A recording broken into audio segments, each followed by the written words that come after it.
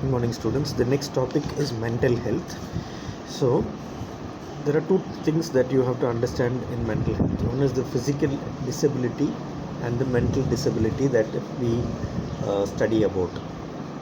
So, the specific diseases like depression, anxiety, and all the other things you would be studying in the medical social work. So, I'm not going into detail of that, but instead, we will be concentrating on the dependency of these people with mental disability. Okay, so in the same context I will just talk a little bit about the physical disability also. People with physical or mental disability, okay, or mental health problems, when they suffer from mental health problems, they are dependent on other people. Okay, so the present day scenario is a little different.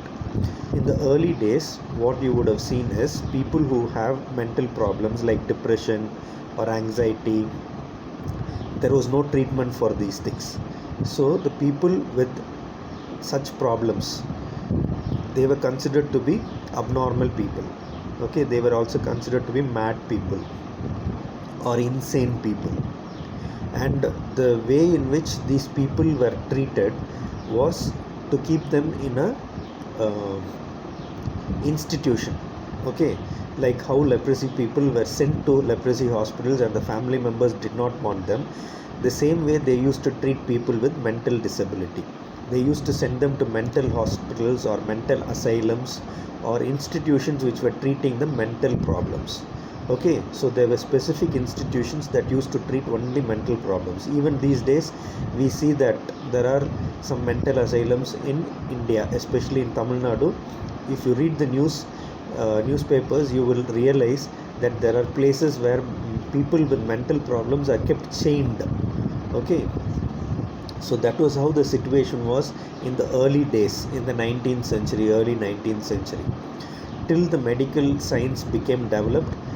Even after it developed, there were some hospitals where doctors, nurses were there. They used to give food to the people and they used to sedate them and keep them in lock and key, okay, and chained to the rooms. So such was the treatment that was given to people with mental health problems. So they were not given actual treatment, but they were isolated and kept incarcerated.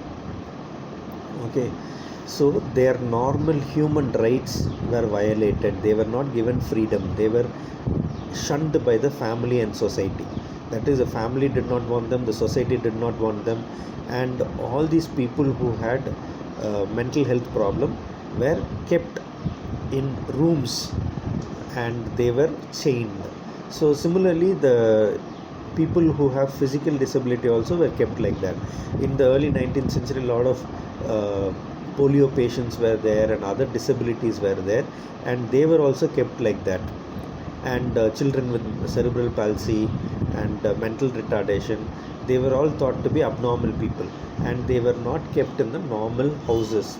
And every family which had such people were abandoned, or they were taken to the institutions which used to chain them and keep them there.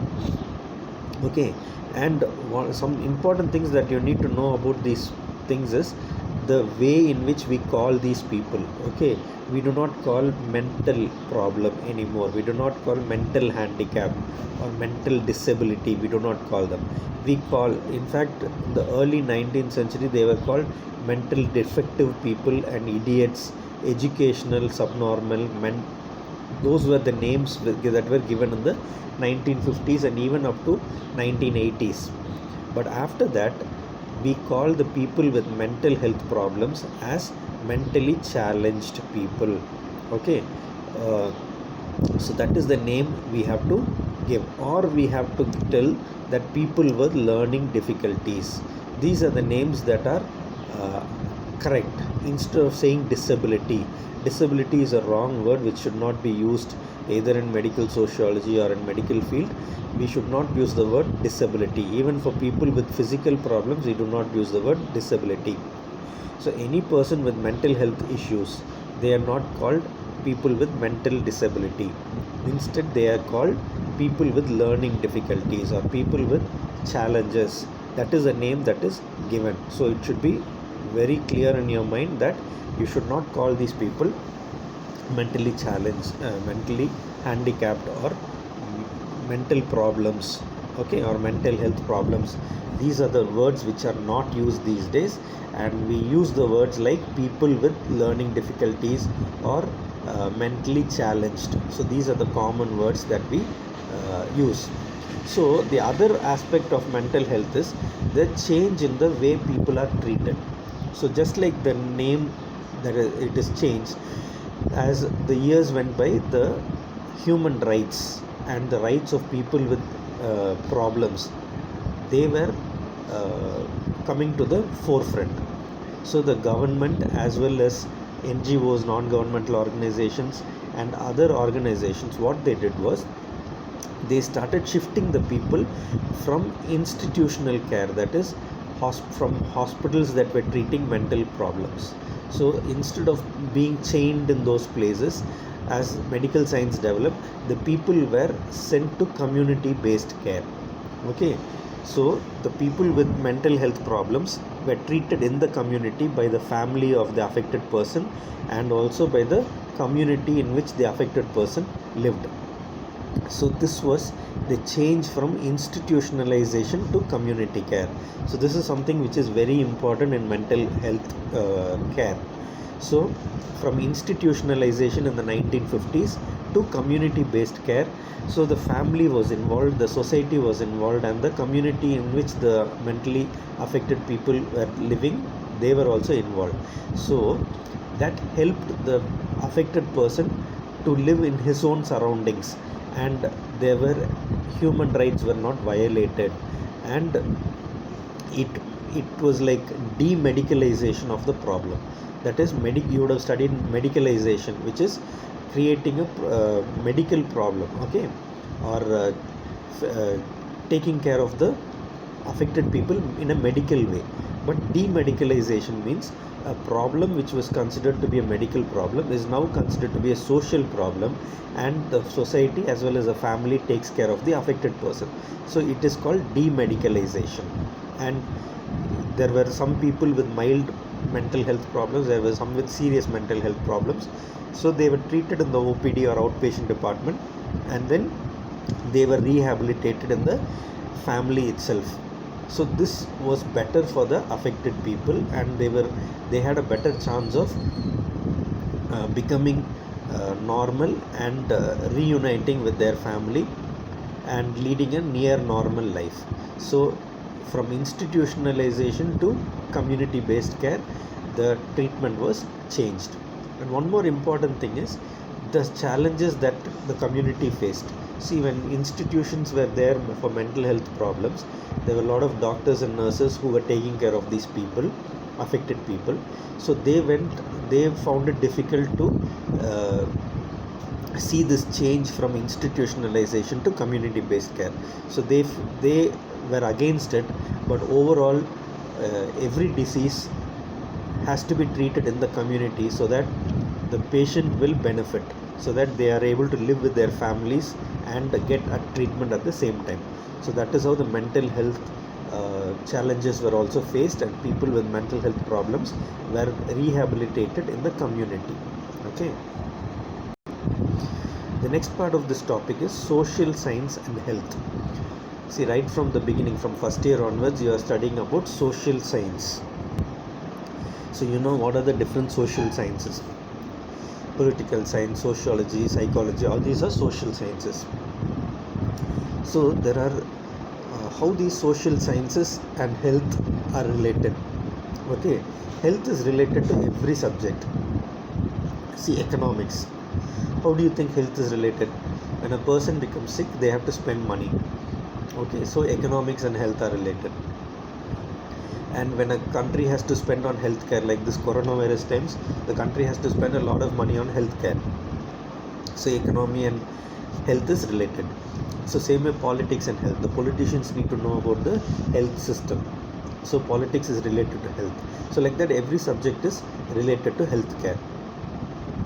So we will see the factors that affect the health of a person. Okay, the income of an individual. So like already you've studied social determinants of health. you know, the various factors that affect health, like the gender, the ethnicity, and all these things. There are other factors that also affect health.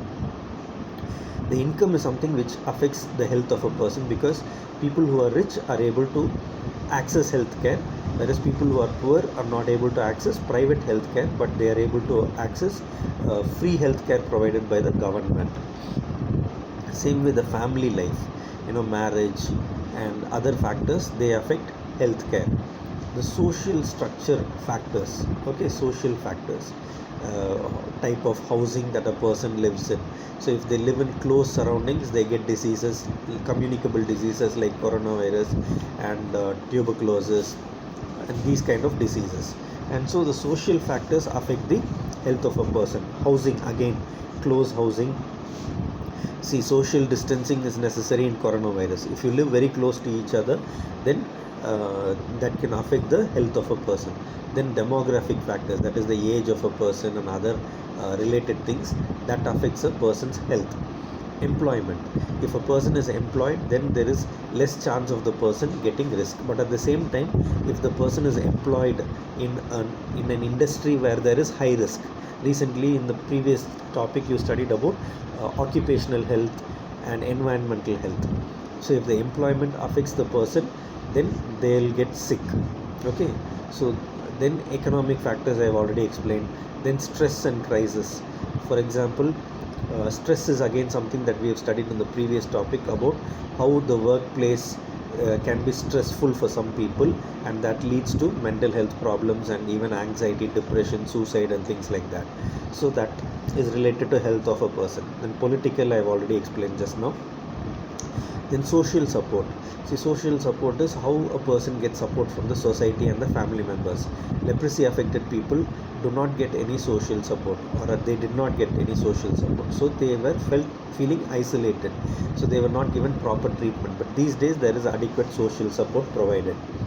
Then legal, how is the law playing a role in the health of a person? See, law is always related to healthcare, because you know, there are things like consumer protection, and even how the medicines need to be created. So all this you have studied in this subject itself, in consumerism and other aspects. Okay, so the law is related to the healthcare. The individual predispositions, how some people are prone to some diseases and others are not prone to other diseases. Religion, inheritance, I mean, you can go on explaining each and everything. So all these things are very much related to the healthcare. Okay, so migration from one place to another, this is again something which we studied in determinants of health. And marriage is something which we have studied there. So all these factors affect the health of a person. So good sanitation means there is less risk of health problems, but poor sanitation increases the health risk. Same way, food, if there is good nutrition, it reduces the risk of diseases. But if a person has poor nutritional habits, then they are at high risk of getting diseases. Then educated people are less at risk of diseases, or even if they get diseases, they are able to identify the disease and go get treatment at a right time. So education is important, and it affects the health of a person. So we see that each of these factors affect the health or health care. Okay, so we'll see the advantages of social sciences, how the social sciences help in overcoming the health problem. See, the community health and immunization, family planning program, infant and child food, clinical medicine, all these are based on community and the people. Okay, some people do not like immunization, they feel that it is not correct and it will cause harm to the child, so they do not undergo immunization. Same way, family planning program, religiously, like Catholics and Muslims, they do not want family planning, because as per the religious heads advice, they feel that family planning is not the right thing to do. Same way, in the society we see that infant and child food, it is passed on from generation to generation, how the parents, there are customs and traditions, cultural practices which say that particular food should be given to child and other foods should not be given. So this way the child sometimes does not get adequate nutrition. Okay, so these are the ways in which all these factors affect the health, and they are related to social sciences. There are some diseases like rheumatoid arthritis, mental diseases, diabetes, cardiovascular diseases, intestinal ulcers, diarrhea, epilepsy, epidemiology. All these factors are related to social sciences, because you know intestinal ulcers intestinal ulcers can occur because of wrong food practices. Okay, so people eat at the wrong time or the abnormal time, or sometimes they skip meals and they are forced to eat in different situations. When they are traveling, they eat what is available. So this is related to the traveling habits and other factors. Same with chronic diarrhea, there are diseases like abdominal disease, amoebiasis, which occur because of wrong food habits. Same way diabetes occurs because of lack of exercise, and mental diseases like depression and anxiety occur because of stress in the workplace. So all these are related to the healthcare system and also to some social science or the other. So this is how people get affected when in the society, and they some of the diseases can be cured or treated by changing the lifestyle, and social sciences play a major role in changing the lifestyle of the people. Okay, so which are the social sciences that are related to community medicine? Political science is related to community medicine, sociology, psychology, history, economics, anthropology, demography, the ecology, and genetics. These are all related to community medicine. Okay, so let us see some of the factors that will affect the health of a person. Behavior. Okay, what is behavior? Behavior is the way in which one person behaves or conducts oneself. Okay, they also treat other persons in a different way. So how does behavior and medical science is related? So there is a field called behavioral medical science. In psychology it is one part. Okay, how people behave. Some people get angry very easily, some people get upset or anxious very easily. So these are all behavioral problems. It is a little related to mental health problems also. Okay, so adequate counseling is given to such people so that they are able to control their behavior and prevent various outbursts like anger management and anxiety management. These are some ways in which individuals are treated. So this is one way in which psychology is related to medical science. Okay, next we'll go to sociology. Sociology is something which you are studying, you are part of medical sociology course. Okay, so how is sociology related? What is sociology? First, sociology is the study of human society. Okay, society plays a major role in various aspects of healthcare. For example, if a person has good relationships with people, then they will take care of their health. For example, we saw that even if a husband is married to a wife, I mean if two people are married, then their ability to control their health problems is much better than single people or divorced people. So similarly in society, if people have a good relationship with other people, they take care of their health. And even if one person gets sick, the other people in the society, they take care of the sick person. And in society it comprises of individuals, and different individuals form family through marriage. Okay, so when they are a family and they are married, they have other factors involved like economics, like how much they earn as individuals and as a family, and then the religion of the family, then the play with the children, then behavior within the family. All these factors play a role in affecting the health of a person. If they are for the good, then it's positive health, positive benefit is there, and if they are negative problems, then it affects the health in a negative way. So that is how sociology and society play a role in the healthcare. Okay, just like we said in sociology, family plays a very important role in the healthcare. How is a family formed? The definition of family you would have studied in first year. So, family is a group of people who are related by marriage or blood or adoption. Okay, so they are mainly involved in reproduction and having children and living together. So, that is a family. So, when there is a family, then there are children, and children grow up to become responsible citizens based on how they are brought up by the family members. So the family plays a major role in the healthcare. Same way, marriage is a union of one male and one female, and that is like subdivision of the family. Next is the culture. What is culture? It is the way in which people live. Okay, so different people live in different ways. So it depends on their knowledge, it depends on their beliefs. Each people have different beliefs. Then their art, their morals. See, there are some communities where the main job is to go and steal from other communities. Okay, so they have less morals. But there are other communities which have other jobs. Like each community has a different way of living, and each culture is having different laws. They have different customs. You would have studied about folkways and mores. Okay, each culture has its own morals, knowledge, habits, beliefs, customs and laws. So all these factors play a role in the health. Like some cultures will say that you should drink lemon juice when you have heat. Some cultures will say you have to take bath in cold water. Some cultures will say you have to put gingerly oil on your stomach.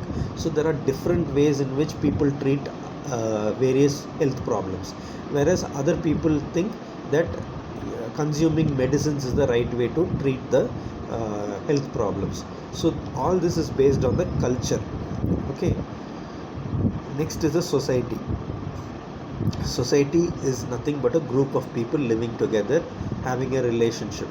Okay, so they have a feeling of unity, and they feel that this unity is part of their ability to overcome health problems. Because in any society, if there is health problems, like even the present scenario where we have coronavirus, it is a collective effort. So if in society some people do not wear masks, they are not only at risk to themselves, but they cause risk to other people. So society should be united, and that will help in overcoming health problems. Then finally we come to the topic social psychology. See, social psychology is nothing but but studying the interaction of people. Okay, individuals interact with each other, and then as a society different people interact with each other right from the time of birth up to the end of life. Okay, so a lot of problems are can be caused when people have wrong way of socialization or wrong way of communication or interaction. So the psychologist will help in understanding the problems between people, between communities, and trying to overcome the problems by giving proper advice to the affected people. Okay, so as part of this we have to understand something about eugenics. Okay, there was a person called Galen who proposed the term eugenics, and he said that it is the ability of human beings to improve their genetic endowment. Okay, so that means when children are born, we can improve the quality of children by doing some things. So that is what eugenics is. Eugenics can have positive or negative effects. Okay, so what is a negative eugenics? You all know about Hitler. During World War II, you know what he did? He killed all the people in this world who he thought were negative traits. Like he killed people with disabilities, mental health problems. He killed people who, like Jews, who he thought was of a lesser race. So he thought that the Aryan race and the German race were the people who were the highest, best people in the world. So he tried to keep those people in the world and kill the other people. So what he thought was, when people with good genetics, they marry each other and have children, then the children which are born will be of better quality. Okay, so that is the eugenics. So see, it's one way of selecting the best people, marrying them so that better children will be born. So he thought that it will prevent diseases like mental health problems and physical disabilities in the world. So that is why he started killing some people. Okay, so that is negative eugenics. On the other hand, positive eugenics is with the people with the right kind of genes, which you can say, you can check the genes to see if they have any disease. If your parents do not have diabetes, then hypertension, cancer, that means the children have very less risk of getting diabetes, hypertension and cancer. So selecting people with no diseases and getting them married so that the children which are born will also have positive health, that is there will not be any diseases in the children also. So this way of getting together male and female with no diseases and good genes and marrying them so that their children are of a higher quality, that is called positive eugenics. So this is also very important, because see how it affects, how it is related to your subject is when a person with a genetic disorder gets married and they have children, then it leads to children with similar genetic problems. Even HIV, you see a person with a HIV, when they give birth to a child, the child also has HIV. So this is what a eugenics is. So as part of eugenics, we tell people with HIV not to have children. Okay, so HIV positive male and HIV positive female can get married, but they should not have children, otherwise the child will have HIV positive. Same way, HIV positive people should not marry HIV negative people, otherwise the HIV negative people will also become HIV positive and the child will also have be HIV positive. So this is one example of how eugenics can be helpful in the health field, and how medical sociologists can play a role in counseling people to avoid such problems. Even marriage within relatives, there is a practice in India that relatives, that is a girl can marry the younger brother of the mother, okay, mama, or cousins get married. So when these things happen, the child can have lot of physical disabilities. So counseling to prevent such marriages is also part of eugenics. So this is how eugenics affects health care, and proper counseling of people who are going to get married can help prevent certain health problems. Okay, so that is about social sciences and healthcare. So the last two topics are international health and one more topic which we will see in the next class, and with that we will be finishing sociology 2. Thank you.